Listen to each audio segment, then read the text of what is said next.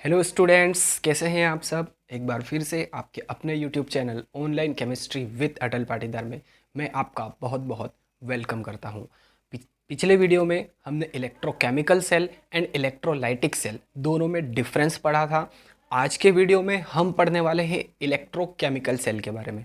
Okay, electrochemical cell actual में है क्या चीज़, है ना, इसके एग्जाम्पल क्या है, और इसका एक बेस्ट एग्जाम्पल हम करने वाले हैं गैल्वेनिक सेल का।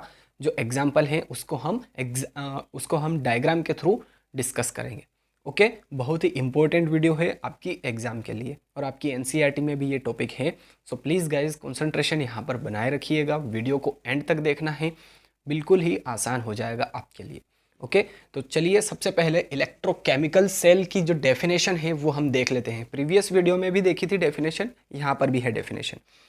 लिखा है those cells which convert chemical energy into electrical energy are known as electrochemical cells। है ना, ऐसे सेल्स जो केमिकल एनर्जी को किस में कन्वर्ट कर देते हैं, इलेक्ट्रिकल एनर्जी में, है ना। जबकि इलेक्ट्रोलाइटिक सेल में क्या होता था, उसको हम बैटरी या सेल के थ्रू इलेक्ट्रिकल एनर्जी देते थे, तो वो केमिकल एनर्जी में कन्वर्ट होती थी। बट यहाँ पर जो केमिकल एनर्जी है वो इलेक्ट्रिकल एनर्जी में कन्वर्ट हो जाएगी। इसके एग्जाम्पल क्या हो सकते हैं, तो एग्जाम्पल लिखे हैं यहाँ पर galvanic cell, lead storage battery, nickel cadmium cell, है ना। लेड स्टोरेज बैटरी को आप अच्छे से जानते हैं, सभी ने देखी होगी लेड स्टोरेज बैटरी, है ना। लेड स्टोरेज बैटरी जो इन्वर्टर में यूज़ की जाती है ना, गाड़ियों में यूज़ की जाती है, ट्रैक्टर वगैरह में जो यूज़ की जाती है व्हीकल्स में, वो लेड स्टोरेज बैटरी ही होती है ना, इन्वर्टर में जो यूज़ होती है। तो lead storage battery, galvanic cell और निकिल कैडमियम सेल, ये इलेक्ट्रोकेमिकल सेल के एग्जाम्पल हो जाएंगे। ये अब जो गैल्वेनिक सेल है इसको हम डिस्कस करेंगे विद डायग्राम, और इसकी जो सेल रिएक्शंस होती हैं वो भी हम अच्छे से क्लियर करेंगे। टेंशन नहीं लेना है, बिल्कुल ही आसान हो जाएगा आपको ये वीडियो देखने के बाद।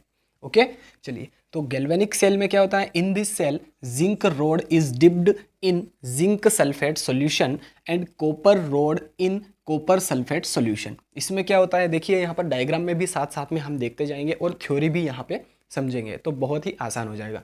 इसमें क्या होता है कि दो कंटेनर होते हैं, एक कंटेनर में जिंक की रोड लेते हैं हम, और इसी का सॉल्यूशन लेते हैं, यानी कि जिंक सल्फेट का ही सॉल्यूशन हम लेंगे, और दूसरे कंटेनर में कॉपर की रोड लेंगे और कॉपर का सॉल्यूशन लेंगे, यानी कि कॉपर सल्फेट का सॉल्यूशन एज एन इलेक्ट्रोलाइट हम यहाँ पर यूज़ करेंगे, है ना। जिंक की रोड जिंक सल्फेट, कॉपर की रोड कॉपर सल्फेट सॉल्यूशन। ठीक है, चलिए आगे क्या लिखा है, both solutions are connected through KCl salt bridge, है ना। दोनों ही सॉल्यूशंस को, दोनों ही इलेक्ट्रोलाइट्स को हम KCl सॉल्ट ब्रिज के थ्रू यहाँ पर कनेक्ट कर देंगे। अब सॉल्ट ब्रिज में क्या होता है, KCl होता है और एगर एगर सॉल्यूशन होता है ना। जो पेस्ट होता है वो यहाँ पर भरा हुआ होता है, तो KCl सॉल्यूशन होता है सॉल्ट ब्रिज के अंदर, KCl plus agar agar solution. ठीक है, सॉल्ट ब्रिज में ये यहाँ पर यू शेप की नली होती है, उल्टे यू शेप की नली होती है, ट्यूब होती है, उसमें क्या होता है KCl और एगर एगर सॉल्यूशन भरा हुआ होता है। इसको क्या कहते हैं, सॉल्ट ब्रिज कहते हैं। इसका काम क्या है, ये क्या करता है, इलेक्ट्रिकल न्यूट्रलिटी को बनाए रखता है। दूसरा काम जो है इंटरनल सर्किट है उसको कंप्लीट कर देता है ना। इंटरनल सर्किट को कंप्लीट करना, इलेक्ट्रिकल न्यूट्रलिटी को बनाए रखना, ये काम होता है सॉल्ट ब्रिज का, है ना। और इसके थ्रू जो आयंस होते हैं वो यहाँ पर इस कंटेनर से इस कंटेनर में आ सकते हैं, इस कंटेनर से इस कंटेनर में आ सकते हैं, तो ये काम है सॉल्ट ब्रिज का। आगे क्या लिखा है, when zinc and copper electrodes are connected by wire and galvanometer, है ना। दोनों ही इलेक्ट्रोड को, जिंक रोड को और कॉपर रोड को, इन दोनों ही रोड को गैल्वेनोमीटर के थ्रू और वायर के थ्रू कनेक्ट कर देते हैं, और फिर क्या होता है, flow of electrons from zinc to copper occurs. यहाँ पर क्या होता है कि इलेक्ट्रॉन्स का फ्लो होता है कहाँ से कहाँ तक, जिंक से कॉपर तक, है ना। जिंक से जो इलेक्ट्रॉन रिलीज होंगे, जिंक क्या करेगा, इलेक्ट्रॉन को रिलीज करेगा और वो कॉपर गेन कर लेगा, तो जिंक से कॉपर की तरफ इलेक्ट्रॉन जाएंगे, ये ऐसा देखा गया है इसमें। अब आगे लिखा है, zinc atoms change into Zn2+ या Zn di positive and electrons reach at copper electrode where Cu die positive changes into Cu metal and this copper deposits on electrodes। अब यहाँ पर क्या होता है कि जो जिंक इलेक्ट्रोड हैं वो Zn2+ में कन्वर्ट हो जाता है 2 इलेक्ट्रॉन्स को डोनेट करके, और ये 2 इलेक्ट्रॉन्स कहाँ पर चले जाएंगे, यहाँ पर इस कॉपर के पास में। तो यहाँ पर जो Cu डाई पॉजिटिव है वो 2 इलेक्ट्रॉन्स को गेन करके और कॉपर मेटल में कन्वर्ट हो जाती है और इलेक्ट्रोड पर लिबरेट हो जाती है या जमा हो जाती है। अब क्या होगा, यहाँ पर जो सेल रिएक्शंस हैं वो हम देखेंगे, बहुत ही ईजी है सेल रिएक्शंस भी। चलिए, सेल रिएक्शंस में क्या होता है, देखिए सबसे पहले क्या होगा कि जो जिंक है ना, जिंक क्या करेगा, जिंक 2 इलेक्ट्रॉन को डोनेट करके Zn डाई पॉजिटिव में कन्वर्ट हो जाएगा, है ना। जिंक क्या करेगा, 2 इलेक्ट्रॉन को डोनेट कर दिया इसने और Zn डाई पॉजिटिव में या Zn2 पॉजिटिव में कन्वर्ट हो गया। अब देखिए जिंक ने 2 इलेक्ट्रॉन को डोनेट किया है, इसलिए ये कौन सी रिएक्शन हो रही है, ऑक्सीडेशन हो रहा है, यहाँ पर ऑक्सीडेशन रिएक्शन हो रही है। और मैंने आपको प्रीवियस वीडियो में बताया था कि जिस इलेक्ट्रोड पर ऑक्सीडेशन होता है वो इलेक्ट्रोड कौन सा होता है, एनोड होता है। तो ये रिएक्शन कहाँ पर होगी, एनोड पर, एनोड पर ये रिएक्शन होगी। तो ये रिएक्शन एनोड पर है, तो कैथोड पर कौन सी रिएक्शन होगी, ऑब्वियसली रिडक्शन होगा, है ना। ऑक्सीडेशन का अपोजिट क्या होता है, रिडक्शन होता है। तो चलिए रिडक्शन कहाँ पर होगा, कैथोड पर होगा।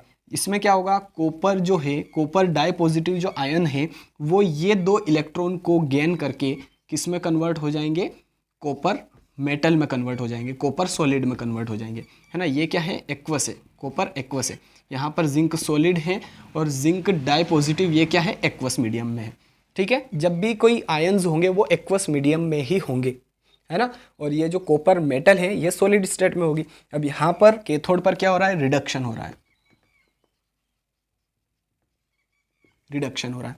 अब जो ओवरऑल रिएक्शन अगर हम लिखे, इस रिएक्शन की, इन दोनों हाफ सेल रिएक्शंस की अगर ओवरऑल रिएक्शन हम देखें या लिखें तो कैसे लिख सकते हैं, इलेक्ट्रॉन्स को छोड़ देना है हमें, है ना, इलेक्ट्रॉन नहीं लिखना है। तो देखिए यहाँ पर क्या है, Zn सॉलिड ये लिख दिया, प्लस पहले LHS लिख लेते हैं। अब यहाँ पर क्या है, Cu di positive, Cu di positive लिख दिया। अब एरो, फिर यहाँ पर है Zn di positive,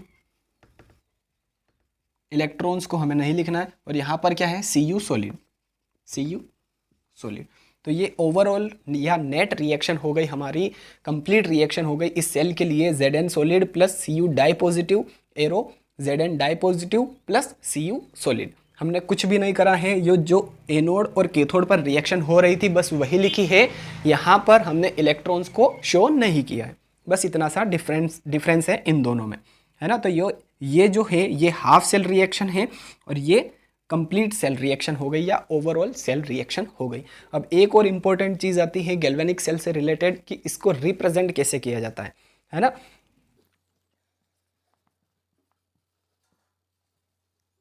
representation, galvanic cell को रिप्रेजेंटेशन करने का तरीका क्या है।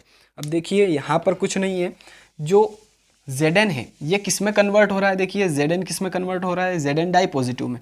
तो यहाँ पर मैंने लिखा Zn सॉलिड, और यहाँ पर एक ऐसी डंडी खींचनी है हमें, है ना, लाइन खींचनी है, अपनी भाषा में डंडी या लाइन कह दे। तो Zn सॉलिड, फिर एक लाइन खींचनी है, ये किस में कन्वर्ट हो रहा है, Zn डाई पॉजिटिव में। अब यहाँ पर 2 लाइनें खींचनी है, ये 2 लाइनें क्या है, ये ब्रिज की है, सॉल्ट ब्रिज के लिए यहाँ पर ये 2 लाइनें हम यूज़ करते हैं, है ना। ये एक लाइन है यहाँ पर, ये सॉलिड मीडियम है और ये लिक्विड मीडियम है, इन दोनों को सेपरेट करने के लिए हमने ये लाइन खींची है। और ये 2 लाइनें क्यों खींची है, क्योंकि यहाँ पर सॉल्ट ब्रिज को रिप्रेजेंट कर रही है ये दोनों लाइनें, ओके। अब देखिए कॉपर किस में कन्वर्ट हो रहा है, देखिए Cu डाई पॉजिटिव किस में कन्वर्ट हो रहा है, Cu में। तो ये यहाँ पर लिख दिया मैंने Cu डाई पॉजिटिव, ये किस में कन्वर्ट हो रहा है, ये किस में है, एक्वस में है। ये किस में कन्वर्ट हो रहा है, Cu सॉलिड में या मेटल में। तो इस तरह से ये सेल रिप्रेजेंट करने का एक तरीका है ना। जिंक सॉलिड किस में कन्वर्ट हो रहा है, Zn डाई पॉजिटिव में, और ये क्या है, एक्वस मीडियम में है, तो एक्यू लिख दिया हमने। ये क्या है, सॉल्ट ब्रिज है, और ये क्या है, Cu di positive aqueous medium में है, ये किस में कन्वर्ट हो रहा है, Cu सॉलिड या मेटल में। तो यहाँ पर देखिए ये क्या होगा, हमारा जो आगे होगा, है ना, लेफ्ट हैंड साइड में होगा वो हमारा एनोड होगा, हमेशा ध्यान रखिए। लेफ्ट हैंड साइड में जो होगा वो एनोड होगा और एनोड पर ऑक्सीडेशन ही होगा, रिडक्शन कभी भी नहीं होगा, है ना।